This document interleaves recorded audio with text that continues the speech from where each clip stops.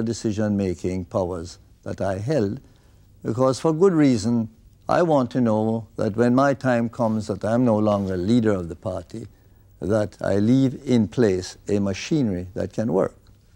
Now, that machinery is at work. And I sometimes read in the papers as to how people are selected as candidates in another party. And I say to myself, that couldn't happen in the Jamaica Labour Party today. The rigorous machinery that is in place for candidate selection shows the team at work, shows democracy at work. As for challenges, I'm the only party leader in the history of Jamaica that has ever been challenged. 3 times, not once. And on all 3 occasions, I might have prevailed, but there's been no embitterment left behind. And those who challenge me are now part of the team and working alongside with all of us. Now, when it comes to corruption, I have one firm belief that the best way to deal with corruption is to set the example at the top. When you set the example at the top, the water that flows from the top is pure and clean, and it will carry whatever dirt is in the way out of sight. Mario, Thomas has our next question, which will be answered first by Mr. Siago. Mr. Siago, both of you have been battling in the political arena for several years now. What, in your mind, are the strengths of your opponent? Pardon me? The strength? The strengths of your opponent. The strengths. Well, I give credit to the People's National Party for their political acumen and their political capabilities. I don't claim to be as versed as they are in how to practice the art of politics.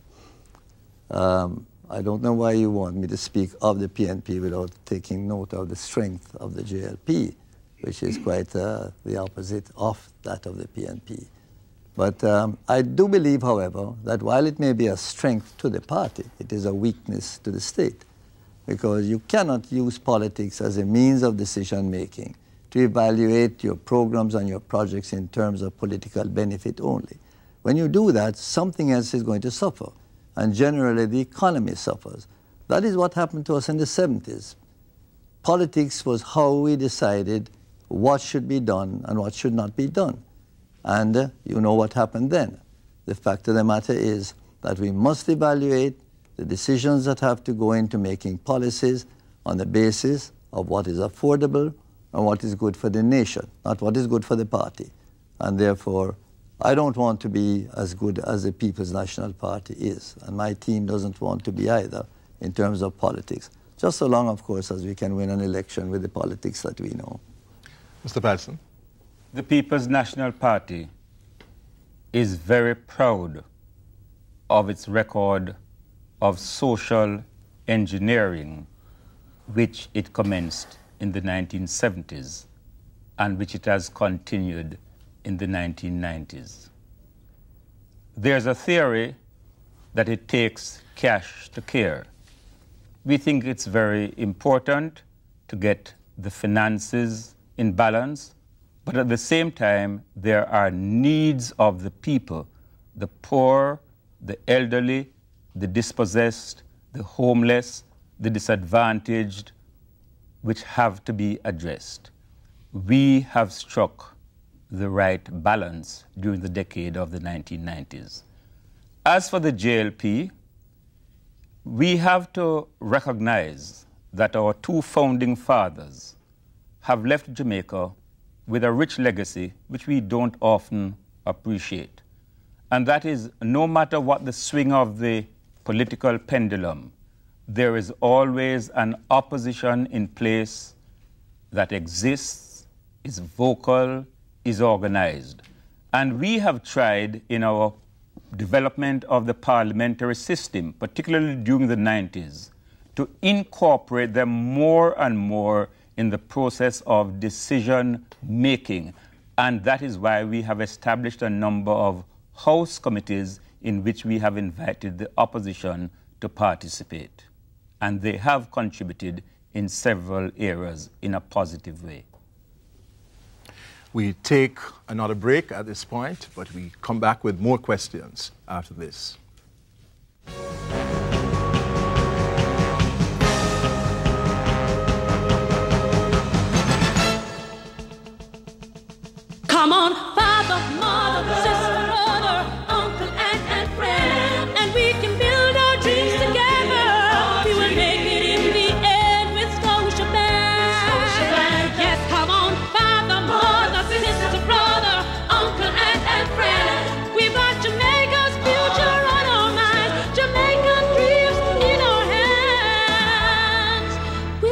Shabbat, Jamaican dreams come true.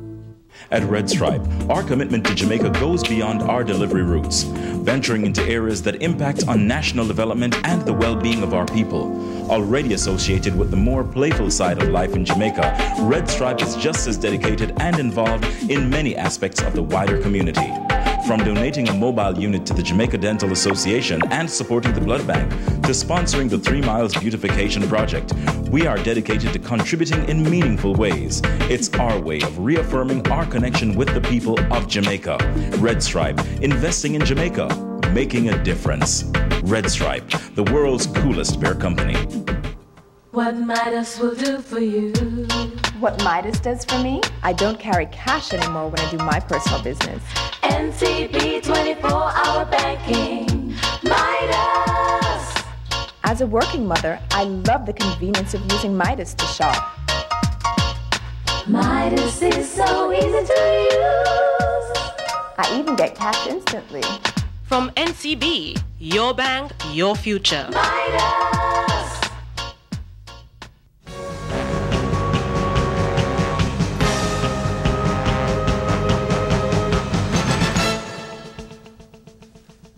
Thanks for staying with us for our leaders' debate. Moya Thomas, RJR's news editor, Trevor Monroe, professor of government at University of the West Indies, are our panelists. And now Trevor poses the first question, which will be answered at first by Mr. Patterson. Mr. Patterson, the issue of leadership, and in particular of succession, has been raised. And understandably so. We are the only CARICOM country where both our Prime Minister and our Leader of Opposition are still serving us and are each over 60 years old. If you win, how long will you stay as leader? If you lose, how long will you stay as leader? I don't intend to answer either question directly. Certainly, I don't intend to lose so that question doesn't arise. But I've already made my position very clear. We expect to win the next election. I expect sometime during the next term, when everything that needs to be done has been done to pave the way for a smooth succession to continue the mission on which this party is embarked, to step down. I, too, have certain things which I have commenced, which I am determined to complete. One of the legacies I would like to leave is a process of constitutional reform that repatriates the Constitution and makes the Jamaican Constitution something of our own creation. I would like to address the question of how we improve a participatory democracy, how we bring in more citizens into the decision-making process. There are certain things that we want to do on the economic side, for which we have laid the foundations. The groundwork is already there. We believe that we are ready for a takeoff, and there's infrastructural work that has to be done. When the right time comes, I certainly will step aside, and I know that there are many other people in the party beside myself who understand complex things and will be able to carry on without a hitch. Over to you, Mr. Siago.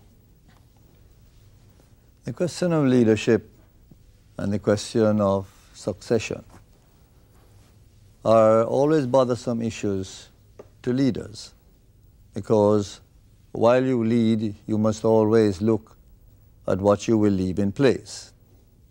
Since I'm senior to Mr. Patterson in age, I suppose that my time is as limited as his is. But the fact of the matter is that every one of us who have served in political life have an agenda. And my agenda is one which I started with when I took the decision to enter political life some 40 years ago. My deep concern, after I spent years living among the poor, was to find a way and means and execute the policies to enable a better quality of life to be available to those who lived in deplorable circumstances. We live in two Jamaicas, and those two Jamaicas have two different sets of qualities of life. And my mission is to try to find the one Jamaica that will provide for all. The manifesto of the Jamaica Labour Party that has been presented sets out that one Jamaica and how it can be achieved. And it is my intention, when we become the government, to lay the foundation for that one Jamaica, which will provide for one decent quality of life for all Jamaicans, rich and poor. When that is done, and when the constitutional changes that I have embarked on from 1990, with making changes and amendments like for the Charter of Rights and the Public Defender and other important amendments, when those are in place, then I think that I can hand over to a perfectly capable team who may not have been tested at cabinet level, but who have my confidence that they can be good. Moyo, Mr. Siaga will take your question first. Mr. Siaga, we know that neither of you intends to lose the election, but if you do lose it, what exactly would you blame for the loss? You know I like one-word answers. Sometimes they get me into trouble. The question is that we have not had the funds to be able to run the election to the extent that we would like to have been able to do. But on our limited means, we have had an intensive campaign program, and we have covered the territory and covered it very well. That's a campaign on the ground. The campaign in the air has not been as effective because of lack of funds.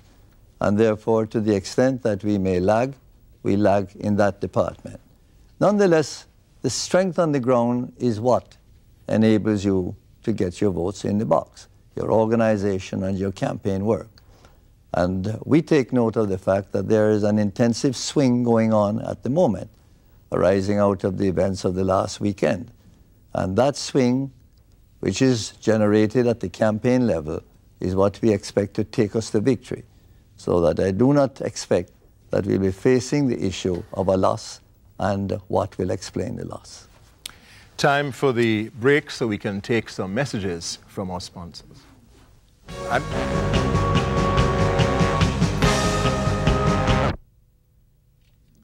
I'm sorry. Yes. Mr. Come on, father, mother, sister, brother, uncle, aunt, and friend, and we can build our dreams together. We will make it in the end with Scotia Bank. Yes, come on, father, mother, sister, brother, uncle, aunt, and friend. We've got Jamaica's future on our minds, Jamaican dreams in our hands. With Scotia Bank, Jamaican dreams come true. We at Red Stripe honor our heritage as a Jamaican company, and in 2002, our tradition for excellence received kudos from the JMA, JEA, and the JCC, the most prestigious award being the Governor General's Award for the most outstanding corporate entity. But success doesn't just happen. It takes one team, one vision, one goal, and a drive to innovation. Innovative thinking has led us to commission MAG 5, the fastest bottling line in the Caribbean, and new product and marketing innovations, with Red Stripe Light and the new global sensation Smirnoff Ice being clear winners. Energized by our achievements, Red Stripe continues to make strides, and we're committed to being a part of Jamaica's great future.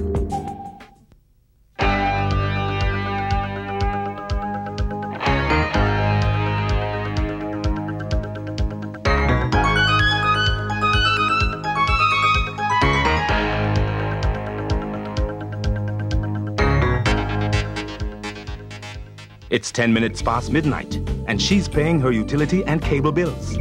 Telemidas. Telephone banking anytime, anywhere, for people who need more time. Telemidas from National Commercial Bank.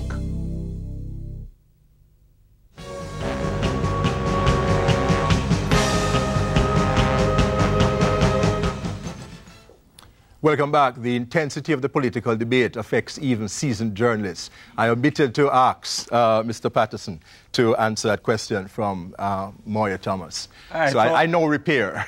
I thought mistakenly you had deliberately refrained from allowing me to answer that question because it is so obviously academic. I'm very surprised to hear the leader of the opposition speak about the paucity of funds by the Jamaica Labour Party. Certainly, in terms of the advertising campaign, they are outspending us. And certainly, in terms of money on the ground, we are lagging behind. If the most unlikely thing were to happen, I would have to say that we had failed to communicate to the people of Jamaica what we have achieved, the positive changes we have effected, the sacrifices that have been necessary in the process, but that we now have solid foundations on which to launch a path of self-sustaining growth and further social transformation. Yet another question for you, Mr. Patterson, this time posed by Trevor Monroe. Come October 17th, the new government is going to face a host of problems requiring our people more than ever to come together. The problem of drugs and guns, of job creation, of education, of restoring social order and social discipline. As an important signal of determination to build national unity, would you include in your cabinet competent persons from the opposition or independent individuals from civil society? Any person who has heard me speak on the campaign trail would have heard me emphasize time and time again the importance of unity, the importance in restoring law and order and discipline in every nook and cranny of Jamaica. The Values and Attitudes program, which some poo-pooed, is, in my view, absolutely essential to the future of Jamaica. As for the composition of the cabinet, that is a matter on which I will give my full attention on the night of the 16th of October. I think you have to recognize, however, that there are certain constitutional constraints. The number of persons who can be appointed from the Senate are limited, and not everyone who one invites to serve is always willing to make the political sacrifice that is necessary in coming forward to serve. But I shall try to constitute a cabinet and a government that will allow the broadest participation of all sectors of the Jamaican community. And that can be done in a variety of ways, not only in the cabinet process, but in the legislative processes that are established to accompany that. Mr. Siago. We have an adversarial form of government in which it is envisaged that there will be a strong government party and a strong opposition. Now, if we are to weaken the opposition by having members join in the process of government, then what you will have is a very strong government and a weak opposition. And that will serve no purpose, because it is the opposition that is the watchdog of the process. It is the opposition especially that is the watchdog of the human rights of the country. So I don't believe that any purpose would be served by the suggestion made by Professor Monroe. There are many other ways to deal with this. For instance, in limiting the powers that the government has, we have in our manifesto taken a very far-reaching step in the decision that when the time comes when we win to appoint a new Governor General, we will do so on the basis of a bilateral decision as agreed on in Parliament by 2/3 majority of each House, which means that such a Governor General will be a truly independent person and will not have any attachment to any previous political party or political record. we have taken decisions also to limit the powers of the executive in many ways, and to limit the power of the Prime Minister so that he would not be able to make any unilateral decisions in the appointment to sensitive national commissions of persons who are to sit on those commissions. Now, all of those help us to have that balance that is necessary while you still maintain a strong government and a strong opposition. It's now Moya Thomas's turn to ask the question, which will be answered first by Mr. Siago. Mr. Siago, while having different timetables and different nuances, both parties have articulated free education plans. Under what circumstances, other than a major disaster, would you be unable to keep these promises? Well, if we're talking about free education, that's just one element of the reform program for the Jamaica Labour Party. That was in our 1997 manifesto, by the way. It's not something that is new. And we have been advocating it all along. We have simply extended it recently to include basic school children because of the importance of basic school education. But there are other elements in the reform program for education, such as getting rid of this business of schools that are well endowed and schools that are poorly endowed, rich schools and poor schools.